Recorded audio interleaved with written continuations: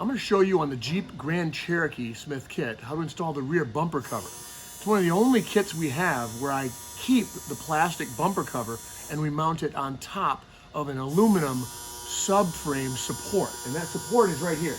This piece here is a piece that we give you. It's got a couple of downturned heavy aluminum. This is 1/8 of an inch thick, so it's pretty thick.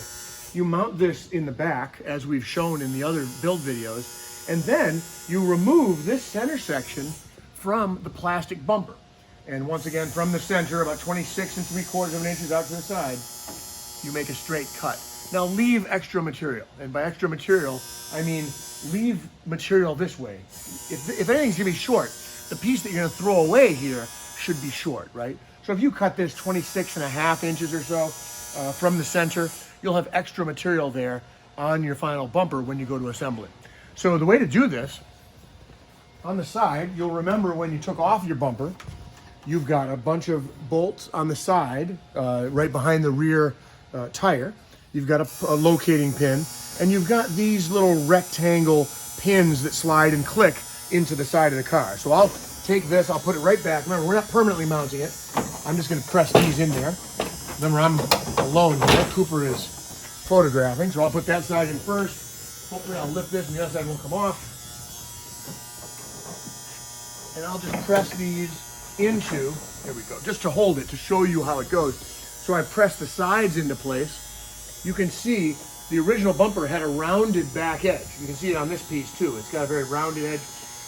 Most of them had these two little bumperettes that stick down. The Overland version of it has a straight piece. That's why we left this removed. So if you have an Overland bumper, you're gonna have a straight piece here, and you'll just cut off the top piece that I give you, which I'll show you in a second. So anyway, what we want to do is we want to convert this into a truck, right? So we're going to use this plastic bumper on the car, but we're going to mount it flat. So we're going to be riveting with smooth rivets along this edge, mounting it flat, mount this flat, and that'll give you an under structure in aluminum while also giving you the ability to use your plastic bumper. Once this is in place, and I'll leave that there, we also give you in the kit a fiberglass top cover. And I'm just gonna rough fit this right now, but when you put the cover on here, it's meant to cover up the raw edge. And I'm putting the rough cover, if you look here, I'm putting it to the outside of the aluminum. And I'm just gonna rough fit that here. You do about 1 inch of overlap here. I am just using adhesive under the bottom edge here. I'm not using rivets or anything like that. On the stock, when this is all assembled, you can pull this up and get this smoother. But that gives you the final finish of your bumper. And then I mean, if it was me, I would paint this the same gray as the bumper cover. A lot of guys like to keep this kind of a tread area, so they'll use, bed liner or something on top and then gray down below. But that gives you an idea of the finished bumper support on the Smyth Jeep kit. And then we'll put in the tailgate and continue to assemble the rest of the floor. Move this out of the way for you. And you can see we're just about ready to finish up.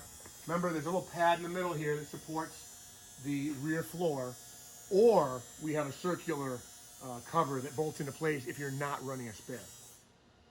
Remember to place your front floor support underneath on top of the tunnel. It's not symmetrical. One end is longer than the other, so if you turn it backwards, you'll know right away. You can see the front drain tray from the front wall. You can see where I scribed off the top edges of the bumpers of the inner fenders. So I previously have assembled this fender. I scribed a line here that is the top of the fender.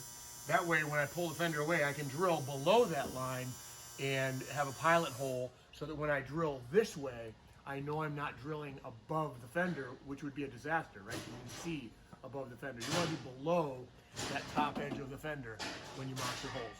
That's really it. We've got a home stretch here. Once this is done here, the floor, the two sides, and the bumper, all we have left is then to show you how to mount the front rear surround, how to mount the rear surround with the window and the plexi.